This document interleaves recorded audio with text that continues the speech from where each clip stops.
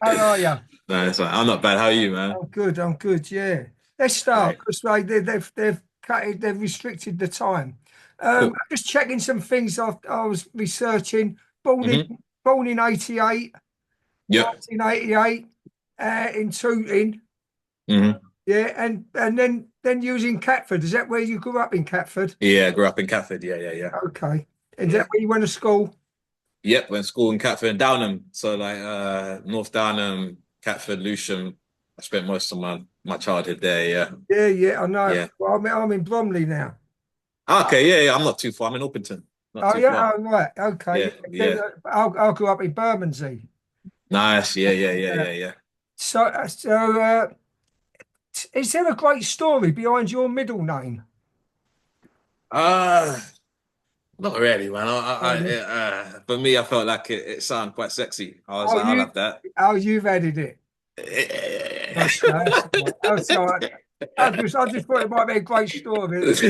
That's so Um, much. I was going through a few. I was like, that one sounds all right.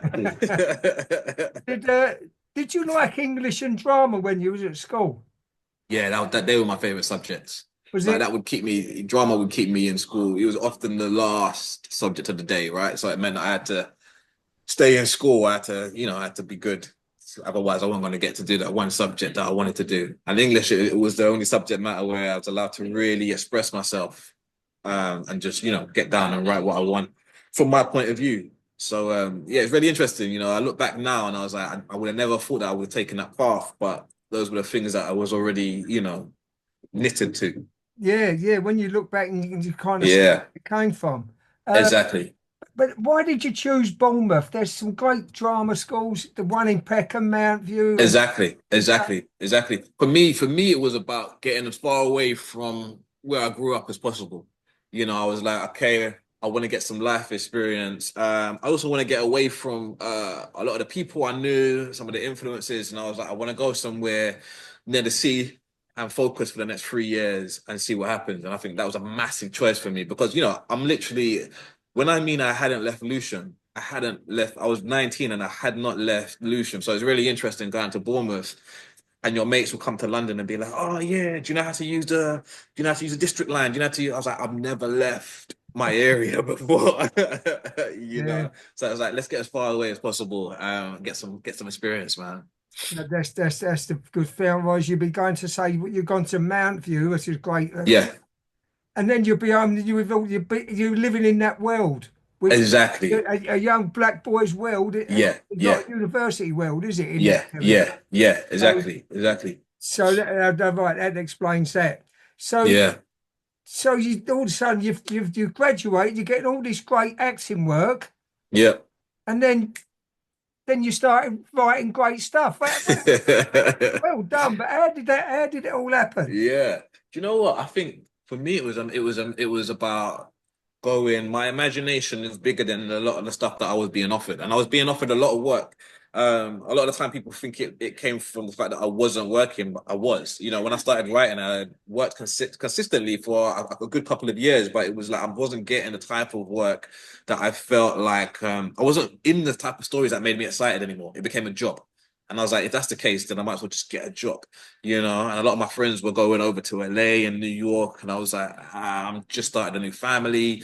I don't really want to be going out there. Imagine if I could just do something here. So I got a collective of my friends who were like-minded, and we were like, how about we start a company, Nouveau Riche, and how about we start telling some of the stories that we want to tell? And that was it, man. None of us knew if it was going to be any good, if anyone was going to turn up, literally begging, your mate, your dog, and your grandma to come to the first performance, and we're like, let's just see what happens. And it Yeah, happened. and it And, happened. and what about this other in the collective? Did they all kind of come up with you? Exactly. Everybody's kind of got jobs in, whether it's acting, theater, producing, and it's amazing to see. Like, we often talk about where we started off, we were a small little corner of our church where we started off, having some ideas and stuff. And then all of a sudden, everybody's going on to amazing, great things now. So it's beautiful. So was that in Bournemouth or when you was back in That London? was back in London now. Yeah, yeah, yeah. That was back in London. Yeah, So, yeah. but you was in some award-winning plays. Did you ever get the think, oh, I'll get back on that stage again? You know what? It's so weird. When I was acting, anytime I'd watch a show, I'd be like, oh, I want to get in that. And since I've been writing, it's not so much, but I do get that little bug every now and then. For me, the only thing about acting is the process, where you have to go and audition again and shake this person's hand and do that. If someone was just to go, yeah, here's a couple of roles, you'll be great for this, and I might jump back in. But I don't want to. Yeah, I haven't got the heart to kind of. I'm older now. I'm But fragile to you kind of. could write something for yourself. I could, but I feel like it's greedy. I feel like, do you know what? I feel like we get no word, and I'm so hands on. I'll just be like, wait, let me see this. Let me go. It would just be the worst. Yeah. It'd be the worst production. Yeah, yeah, yeah. You must have found kind of directors you trust and go, look, do what you Exactly. will. Exactly. For me, it's either I have the whole entire vision in my head, and if that's the case, then I'm going to direct it because then I'm just going to be fighting with somebody else that comes on with something else.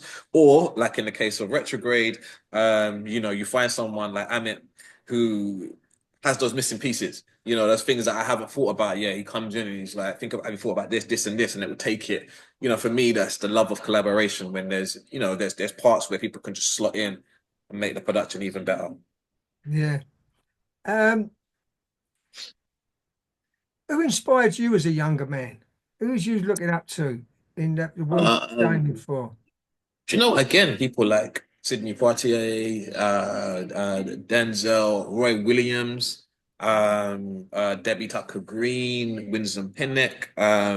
Those were artists that I was looking at, that I was reading, especially as an artist and as an actor, and going, what kind of material, Roy Williams, man, like majority of my audition pieces would come from his work, all Have you right? done any, have you done anything with him? You done any Do you work? know what? I meet Roy like once every week or so now. We're always in the same place at the same time, and it's so weird having him talk about my work. We did a panel a couple months back, and he introduced my work, and it's like I'm there, and I'm like, you have no idea, like I studied you at school. He's like, you're making me feel old, But like it's amazing to be among during those people that have inspired you, and for them to also go, yeah, like to co-sign you, to put an arm on your shoulder and be like, "Don't worry, man, you're doing well."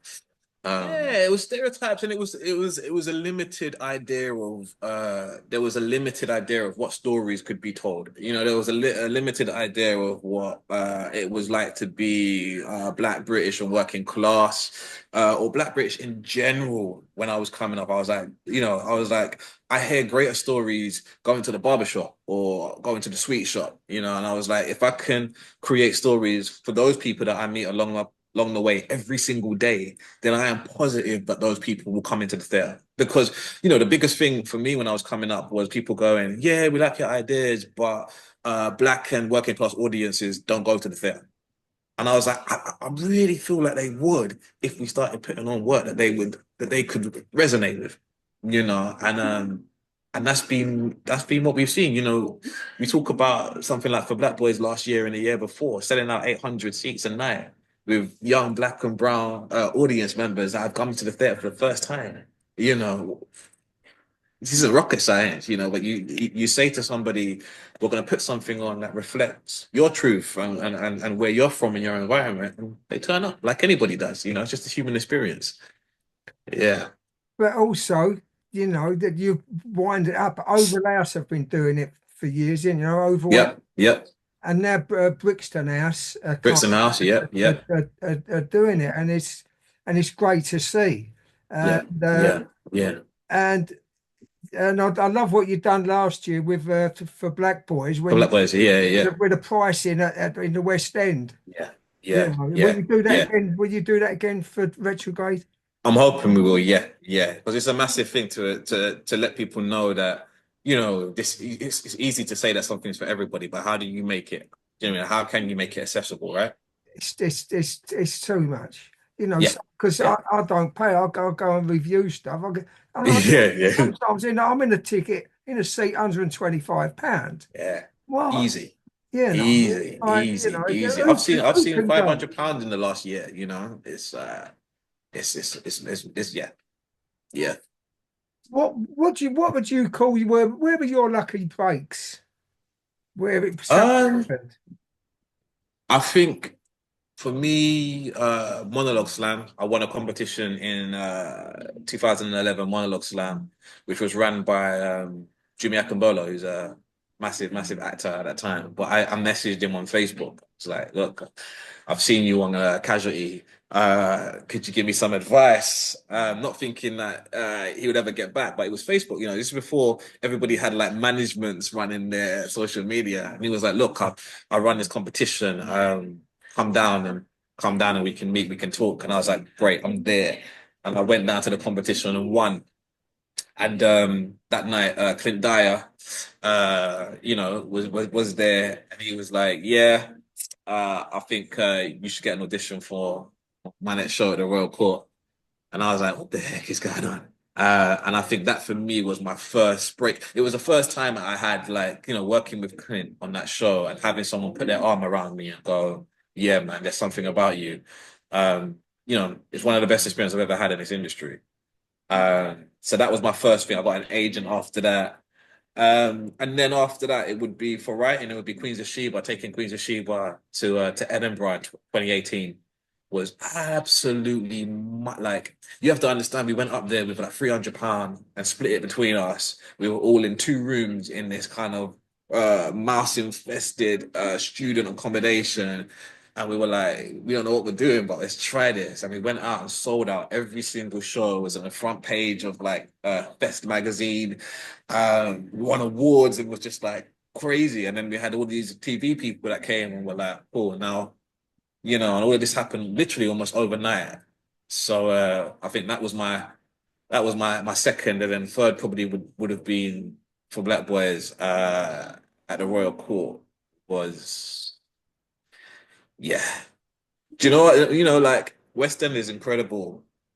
But I think by the time we went to the West End, we kind of knew we had something of substance, right? West End just made it even greater. But at the Royal Court, we had absolutely no idea what audiences were going to do with the show. Um, and people flock, fight. I mean, physically fight for tickets. Just go, oh, like something is happening now. Like, culturally, there is a shift now. So yeah, I would say that. Yeah, there's more to come, but Yeah, there's more yeah, to come. and kind of, you know, I called them lucky breaks, but you're making that. You're making that luck. You kind of you're very focused. You know, some people are not very good at, you know, writing off to someone that you're in casualty. I like your work. Yeah, And yeah, saying yeah, you yeah, yeah, wake up, you know, and you're making your luck, and yeah. it ain't come easy. You make it. You No, make the work. yeah, Um, yeah, so yeah, 4 children. yeah, Did you come from a big family? yeah. I came from six. Do you know what I mean? So it's interesting, even when people talk to me about, "Oh my gosh, that's so many." I'm like, "That's this is small. I'm small fry Yeah, in yeah, yeah. comparison." But Okay, you that's did. what. Yeah. Yeah, do you know what I mean? That's all I've ever known is big families, man. You know, my mum is one of six as well.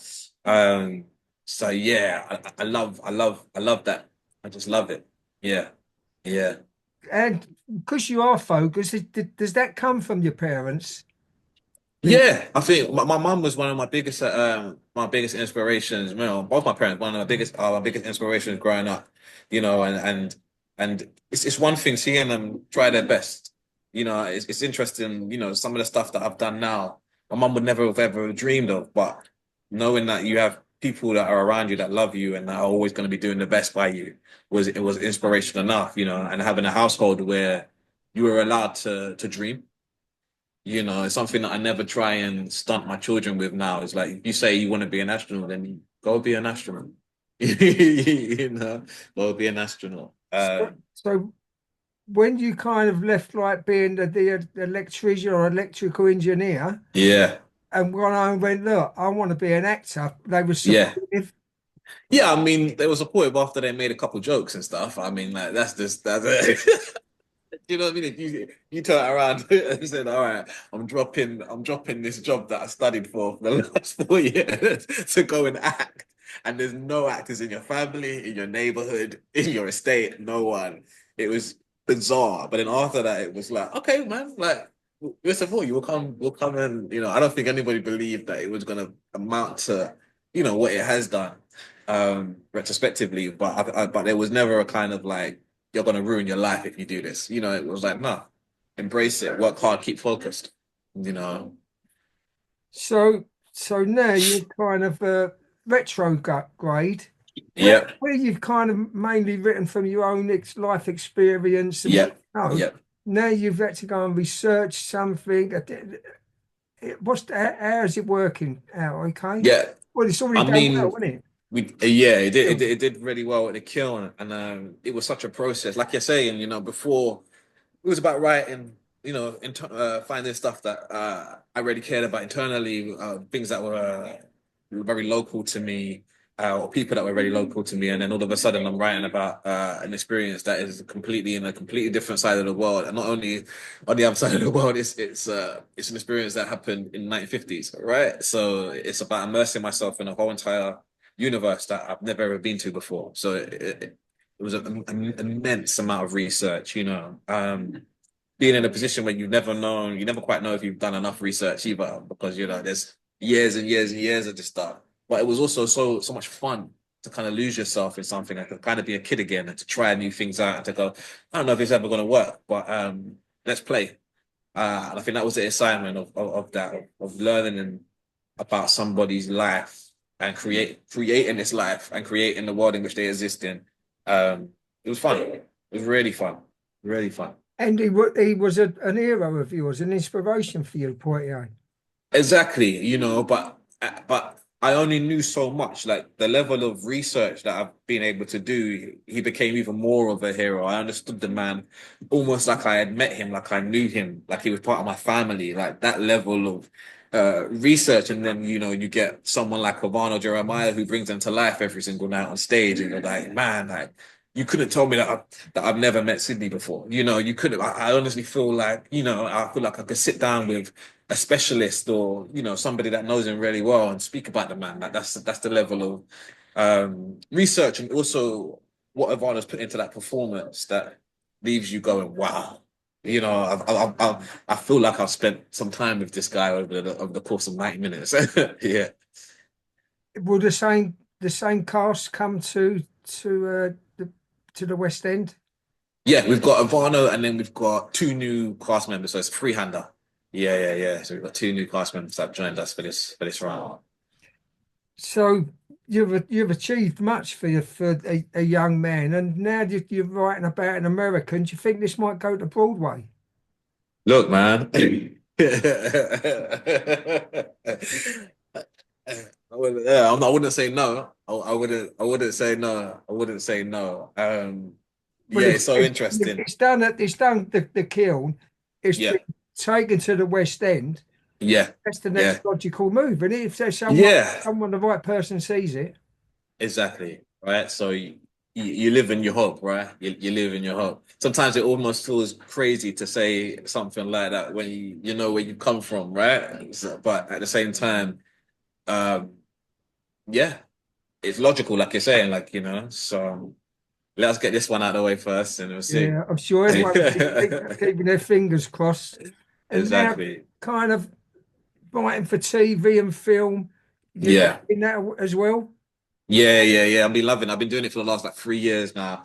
Written on a couple really, really great TV shows that are out there. And now I've spent the last 18 months working on my own work, bringing a couple of my own projects to the screen, films, TV shows. So I'm busy. I'm really, really busy. And it's a good busy because it's Yeah, the stuff that you it's pray good for, to you be know? busy.